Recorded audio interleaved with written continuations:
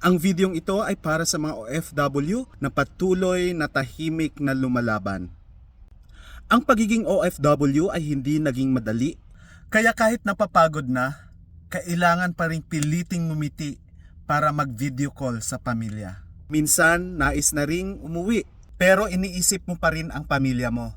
Ito ang iyong laging tatandaan, that the Lord will watch over your coming and going, now and forevermore. Habang nagtatrabaho ka sa ibang bansa, hindi ka nag-iisa. Habang lumalaban ka para sa pamilya mo, may Diyos na nagbabantay sa bawat hakbang mo.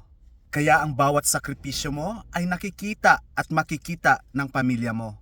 At higit sa lahat, kitang-kita ng ating Panginoong Diyos. Kaya kung napapagod ka, huminga ka lang sandali. Pray, trust, and continue.